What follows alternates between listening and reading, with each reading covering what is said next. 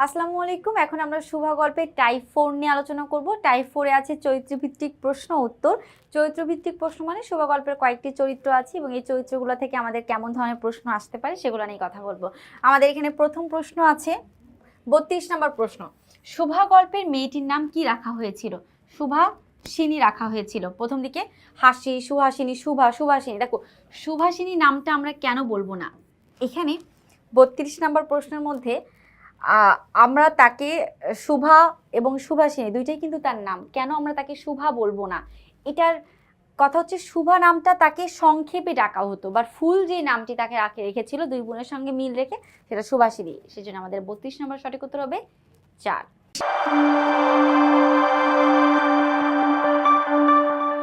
এরপরে আমরা 33 নম্বর দেখবো। সুভাষিনীরা কয় বোন ছিল? অবশ্যই 3 বোন ছিল। 34 নম্বর প্রশ্ন। সুভাষিনীকে সবাই সংক্ষেপে কি নামে রাখতো? এবার দেখো 32 নম্বর প্রশ্নটা আমরা কেন সুভাষিনী রাখলাম, কারণ পুরো নামটাই তো তার সুভাষিনী রাখা হয়েছিল, আর এখানে সংক্ষেপে তাকে কি নামে রাখতো? অবশ্যই সঠিক উত্তর হবে শুভা। খেয়াল করো, অনেকে ভুল করে কিন্তু সু বলে দিতে পারো। শুভা সংক্ষেপে নাম হচ্ছে সু, কিন্তু সু নামটা শুভাকে শুধুমাত্র প্রতাপ আদর করে রাখতো, সেজন্য আমরা এটা আনসার এখানে করব না।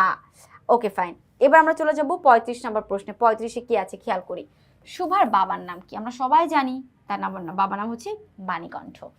আচ্ছা, পরবর্তী আমরা আনসার দেখব। পরবর্তীতে আমাদের কি প্রশ্ন আছে সেটাতে আমাদের কেমন ধরনের পরীক্ষা প্রশ্ন আসতে পারে সেটা নিয়ে আমরা একটু কথা বলি। ছোট মেয়েটির নাম সুভাষিনী রাখে কে?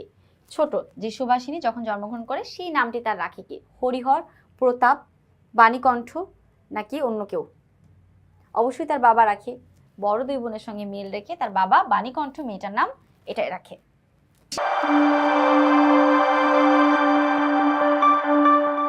37 নম্বর প্রশ্ন। বাণীকণ্ঠের অবস্থা কেমন ছিল, মানে আর্থিক অবস্থা তার কেমন ছিল? সচ্ছল, অসচ্ছল, মধ্যবিত্ত, ধনাঢ্য? সচ্ছল বলতে বোঝাচ্ছে মোটামুটি চলার মতো, চলনশীল। অসচ্ছল মানে হচ্ছে টাকা পয়সা তেমন নাই, গরিব, সেটাও কিন্তু তারা ছিল না, এটা কারেক্ট আনসার হবে না।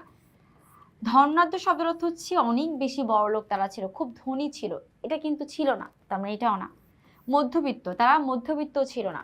সঠিক উত্তর হচ্ছে সচ্ছল, মানে আর্থিক অবস্থা অন্য 10 জনের থেকে তাদের অবস্থা ভালো ছিল, তারা চলনশীল ছিল, তার মানে এখানে আমাদের 37 উত্তর ক। নদীর একেবারে উপরেই কার ঘর ছিল? 3টি স্টার দেওয়া আছে, সঠিক উত্তর হবে বাণীকণ্ঠের। প্রতাপ হবে না, গোসাই হবে না, ইন্দ্রজিৎ। ইন্দ্রজিৎ এই শব্দটা বা এই চরিত্রটা আমরা শুভা গল্পের মধ্যে পাইনি, তার মানে এটাও হচ্ছে না। আচ্ছা, আমরা পরবর্তী প্রশ্ন চলে যাব। 39 নম্বর প্রশ্নে কি আছে? বাণীকণ্ঠের বাড়িটি কেমন ছিল? একচালা, দোচালা, মাটির, আটচালা? সঠিক উত্তর হবে আটচালা ছিল। 40 নম্বর প্রশ্ন। 40-এ কি আছে একটু খেয়াল করি। সচ্ছল ছিল বলে বাণীকণ্ঠের কি ছিল? সচ্ছল মানে আর্থিক অবস্থা মোটামুটি ভালো ছিল বিধায় তার শত্রু অনেক ছিল।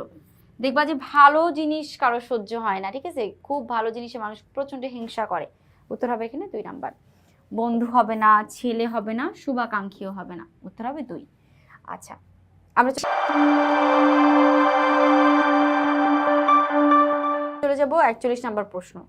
লোকটি নিতান্ত অকর্মণ্য। লোকটিকে নিতান্ত মানে একেবারেই পুরাপুরি, হ্যাঁ, আর অকর্মণ্য মানে অপদার্থ, কোনো কাজ করতো না, বেকার ছিল, অলস ছিল, তার মানে লোকটি একেবারেই অকর্মণ্য বা লোকটি একেবারে অলস প্রকৃতি। সে লোকটি কে ছিল? আমরা সবাই জানি প্রতাপ ছিল, কারণ সে শিক্ষিত হলেও, গোসাইয়ের ছেলে হলেও সে কোনো কাজ টাজ করতো না। আচ্ছা, মনোহর নামের কোনো ক্যারেক্টার আমরা এই গল্পের মধ্যে পাই নাই, তো এটা ভাবার মানে মাথায় আসে না। মণি নামের কোনো ক্যারেক্টারও আমরা এখানে পাই নাই। পেয়েছি কিলাম বাণীকণ্ঠ আর প্রতাপকে পেয়েছিলাম, আর বাণীকণ্ঠ তো সুবার বাবা, সে তো এখানে আসবেই না। আচ্ছা, আমরা 42 নম্বর প্রশ্ন দেখি। 42 নম্বর কি হবে? কখন প্রতাপকে মাছ ধরতে দেখা যায়? সকালে, পূর্বাহ্নে, রাতে, অপরাহ্নে? সকাল তো জানি, পূর্বাহ্নেও হবে না, অবশ্যই অপরাহ্নে। অপরাহ্নে শব্দের অর্থ হচ্ছে বিকেলবেলা, সবসময় বিকেলবেলায় সে মাছ ধরতো, আর ওই সময় সুভার সাথে তার দেখা হতো। আমরা পরবর্তী প্রশ্ন চলে যাব। 43 নম্বর প্রশ্ন কি আছে দেখো। প্রতাপের জন্য সুভা কি নিয়ে আসতো? সুভা সবসময় প্রতাপের জন্য কোনো না কোনো একটা জিনিস বরাদ্দ থাকতো, সে প্রত্যেকদিন নিয়ে আসতো। সেটা হচ্ছে তামাক, খাবার, হুকা, এগুলো কোনো কিছুই না, শুধুমাত্র পান। এটা হচ্ছে আমাদের কারেক্ট আনসার।